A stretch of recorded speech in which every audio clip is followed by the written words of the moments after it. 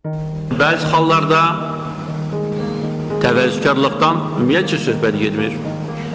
Özləri üçün böyük məclislər düzəldirlər, təmtəraqlı toylar düzəldirlər, yubileylər düzəldirlər. Yaraşırmı bu dövlət məmuruna? Mən öz 50 illiyimi Ağcabədidə köçkünlərlə keçirmişəm. Bu mənim təbiətimdir. İkincisi, bu bir yol göstərir. Belə olmaq lazımdır.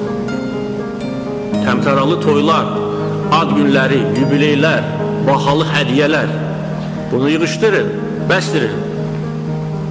Və kim bunu eləyir, bilir kimi mən nəzərdə tuturam. Bu həm yerli icra orqanlarına aiddir, mərkəzi icra orqanlarının rəhbərlərinə də aiddir. Vəzifəli şəxslərin uşaqları qudurqanlıq edirlər, insanları təhqir edirlər, özlərini apara bilmirlər. Kim onlara bu statusu verir cəmiyyətdə? Onların, necə deyərlər, güvəndiyi adamları mən təyin eləmişəm vəzifəyə. Mən də çıxardacağım lazım bildikdə.